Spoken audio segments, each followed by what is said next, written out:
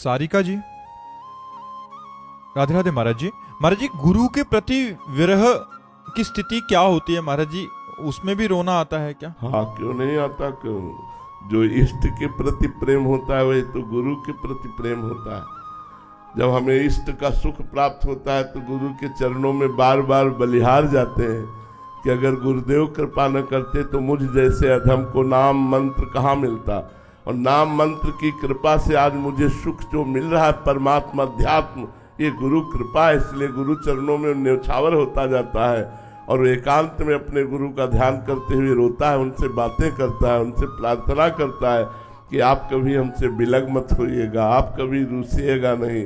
हे नाथ, मैं जैसा भी पतित नीच हूँ आपके चरणों की शरण में हूँ। बार बार वो गुरुदेव की शरण में होता रहता है। एकांत में गुरुदेव के द्वारा दी हुई उपासना से अपने समय को मंगलमय काटते हुए उनके ध्यान में, उनके चिंतन में समय गुजारता है। यही गुरु प्रेम है। गुरु प्रेम का मतलब केवल अंग संग नहीं है। गुरु का ध्यान, गुरु की आज्ञा का पालन, गुरु मंत्र का जप, गुरु के प्रति अंदर से आसक्ति, ये गुरु प्रेम है।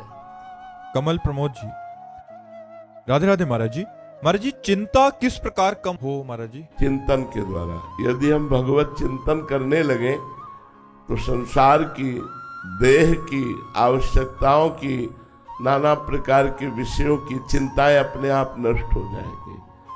भगवान का चिंतन, हरि स्मृति सर्व विपद विमोक्षण, भगवान का स्मरण समस्त विपत्तियों का, समस्त चिंताओं का, समस्त शोकों का नाश कर देता है। इसलिए हमारी सबसे प्रार्थना है, चिंता, भय, शोक, विषाद, वासनाएं, ये सबके हृदय में है। सबके हृदय में जो जितना अध्यात्म से जुड़ेगा वो उतना ही बच पाएगा। नहीं तो चिंता, भय, शोक, विषाद और वासना, दुर्वासना, ये सबके हृदय को खींचती रहती, जलाती रहती है। पर जीव किंचन मात्र जहां सुख नहीं है, ऐसे विषयों में भूला हुआ सुख का अनुभव करने के लिए और चिंता, शोक, भय को बढ़ाता चला जाता है। हम सोचते हैं कि धन से सुख शांति मिल जाएगी। नहीं, भोगों से सुख शांति, आप सब है, आपके पास आवश्यकता के अनुसार भोग है, लेकिन क्या आप शांत हैं? क्या आप निश्चिंत हैं? क्या आप निर्भय हैं? क्या आप निशोक हैं? नहीं है। जब तक भगवान की शरण में नहीं जाओगे, भगवान का चिंतन नहीं करोगे, तब तक चिंताओं से मुक्त नहीं हो सकते। प्रणत कामदम पद्मजार्चितम धरणि मंडलम ध्येयमापति। जो इनके चरणों की शरण में हो जाता है उसकी समस्त चिंताएं मिटा देते हैं। चिंतामणि है।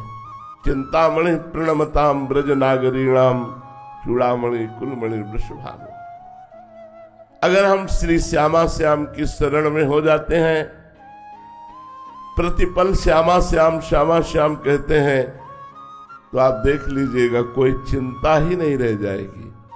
जो चाहत है नित्य सुख, अरु मन को विश्राम, हित ध्रुव हित सो भजत रहो, पल पल श्यामा श्याम श्यामा श्याम। सबसे बड़ी साधना, आराधना, उपासना, अध्यात्म, भगवत चिंतन होना है। गीता जी में प्रधानता चिंतन की कही, अनन्य चिंतन तो माम अनन्य चेता सततम यो माम स्मृति नित्यसा। जगह जगह देखो चिंतन की बात कही गई। संपूर्ण गीता जी सुनने के बाद जो शोकग्रस्त, विषादग्रस्त अर्जुन जी थे, उन्होंने कहा नष्टो मोहा स्मृति लब्धा तत्प्रसादान में अच्युता।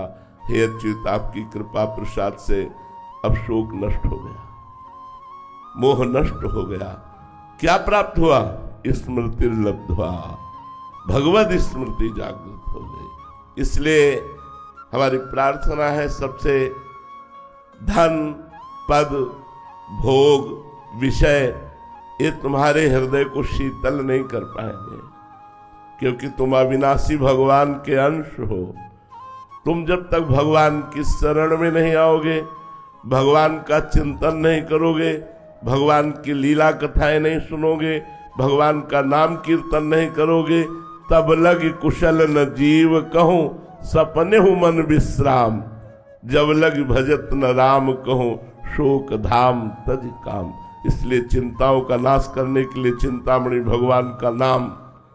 पायो नाम चारु चिंतामणि उर करते न खसई हो, अबलो नसानी अब ना लसई। पा गया चिंतामणि प्राप्त। क्या पायो नाम चारु चिंतामणि उर करते न खसइयो। अब हृदय रूपी हाथ से नाम रूपी चिंतामणि को छूटने नहीं दूंगा।